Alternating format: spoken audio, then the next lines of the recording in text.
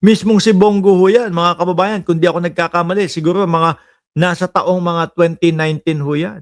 Hindi ako papayag na may reward system. Tapos ano yung next? Importante po, si Pangulo ang magsasabi. Sabi niya, karapatan po ng Pilipino malaman kung sino yung mga Ninja Cup. Nabanggit rin po niya, nandyan po rin po yung reward na kanyang sinabi noon. Naku po, yung una sinasabi mo, hindi ka papayag sa reward system. Tapos ngayon, eto, nandyan pa din po yung sinabi niya na ang reward system, no?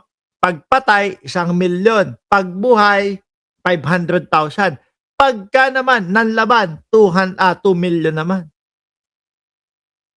Damay ka dito, boss. Alam na alam mo yung mga galawan eh. 1 million po sa mga Ninja Cups. Siyempre ho, mga kababayan, ganito lang yan ha, kasimple. Ikaw naka-aresto, kunyari pulis ka, naka-aresto, lalo na sa mga problemado sa pera. 'Di ba? Music Story, shout out sa iyo. Mga problemado sa pera, nakahuli, nakuha, 500,000 pa rin. Dalawa sila. 'Di ba? Dalawa sila. Nahuli.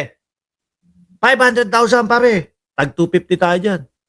Kung pahawakin mo na lang kaya ng baril yan, tapos putukan na natin, sabihin natin ng laban. 'Di ba? Buyuhin natin na manlaban. Naalala nyo kung sino ang nagsabi at umamin nun?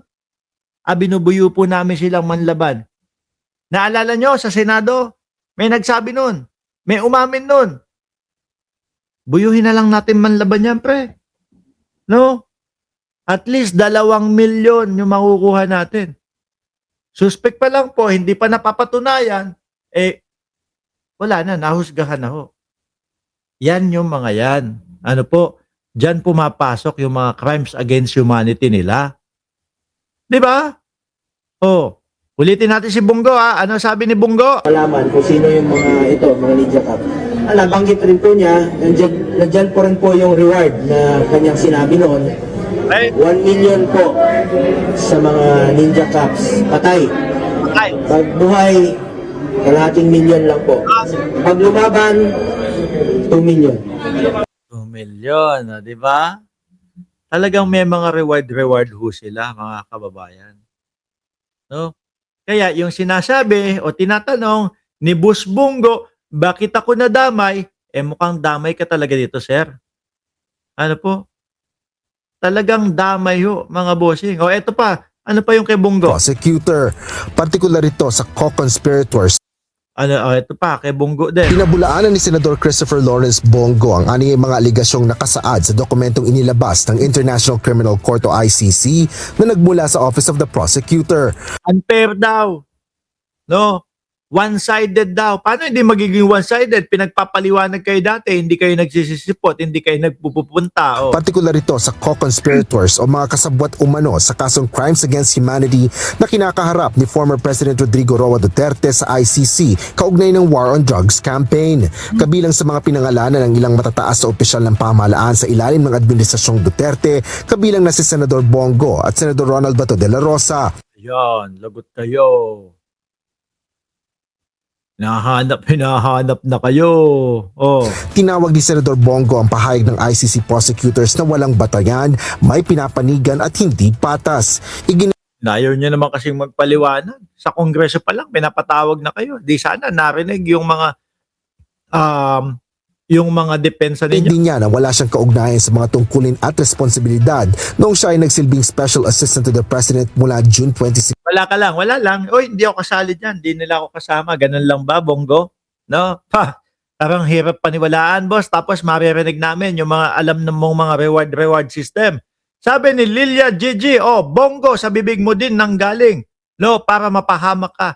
Kasi mga bossing, nung mga panahon nila, nung nakaposisyon pa sila o nakaposisyon yung pinakamataas nila, si dating Pangulong Duterte, ang akala nila hindi na matatapos yung kanilang yung kumbaga pinakatuktok sa kanila. Kaya ganun sila kalakas mga magsalita doon sa mga interview nila. No, akala nila forever na nasa taas sila. Kaso nagkamali sila. No? Kaya ngayon nare-realize ko, simulat sa pool pa lang pala, ayaw na ni dating Pangulong Duterte na si Pangulong Bongbong Marcos yung maging presidente. Di ba umpisa pa lang sinisiraan na nila? Di ba? Si Bongbong Marcos sinisiraan na, ang presidente sinisira. Si Bongbong Marcos bangag daw ho. Ganon. Kasi siguro nabasa na din ng dating Pangulo, nako po, mukhang matuwid tong presidente na to. Mukhang walang kakampi dito. Mukhang walang kapakapatid dito. No? Kaya nang gagalaiti din si Amy Marcos. Mukhang walang katandem-tandem dito. No? Baka ilaglag kami nito. Yan na nga po yun ang nangyayari, mga boss. Kaya, ang ginagawa nila, pinipilit nilang agawin, matanggal sa pagka-presidente si Pangulong Bongbong Marcos. Di po ba? Tuloy mo. 2016 hanggang October 2018. Gayon din noong siya ay nagsilbing executive assistant to the mayor of Davao City mula 1998 hanggang 2016. Paglilinaw pa ng senador, hindi kailanman siya napabilang nagkaroon ng kaalaman o otoridad sa mga naturang alegasyon. Wala siguro, baka julalay lang talaga si Bongo. No? Walang kaalam-alam. Puro pagpapalugaw lang ang kaalam ni Bongo, mga kababayan. Diyan mo makikita sa kanila ang pagkaulikba, sabi ni Luwaton. Ano yun? Maitim? Mali rin anya ang pahayag na siya ay naging chief of the presidential management staff noon dahil hindi kailanman napunta sa kanyang responsibilidad na iyon. Mas maigi, Bongo, dun ka magpaliwanag. Dun mo sabihin niya mga yan, Senator Bongo. Di ba? Doon. Tuloy pa natin. Mamaya si Bato naman tayo. Dinipensahan naman ni Senate President Pro Tempore Panfilo Lacson ang mga kasama nitong senador na pinangalanan ng Office of the Prosecutors ng ICC. Kabilang dito si Senador Ronald Bato de la Rosa na dating nagsilbing hepe ng Philippine National Police sa panahon ni Duterte. Sa isang panayam, binigyan diin ni Senador dapat igalang natin ang local court pag may arrest warrant from ibang bansa, ICC o foreign court. Dapat dinadaan natin sa local court and at ng corresponding order, sabi ni Senator Ping Lacson. Ping na dapat igalang ang mga lokal na korte sa bansa. Anya, kung may arrest warrant mula sa ibang bansa, kabilang ang ICC, kinakailangan itong dumaan sa lokal na hukuman. Dapat rin na may kaukulang utos ng Korte ng Pilipinas Tuloy. para maipatupad ang arrest warrant mula sa foreign entity. Dagdag pa ni Lacson, pag-uusapan sa Senado kung anong Kaso mukhang parehas lang din ho ang gagawin. Kung ano yung ginawa kay dating Pangulong Duterte, mukhang ganun din ang gagawin dito sa dalawa na ito. At sabi kapag ka nasa Senado daw ho, mga kababayan, kumbaga pag break time, pwedeng ulihin. No? Kaya si Bato hindi pumapasok, mga bossing. Dahil, siyempre, pag may sesyon, yun, hindi pwede. Paano kapag katapos na? O pagka naka-break yung sesyon, di arestuhan time na. Di po ba? Kaya hindi pumapasok si Bato at kaya galit na galit din ho si Bato de la Rosa, mga kababayan. tulong ang maaaring ibigay sa mga kasamahan nilang nasasangkot sa ICC. Pag-aaralan din anya ng mga abogado ng Senado kung ano ang nararapat na hakbang sakaling dumating ang ganitong sitwasyon.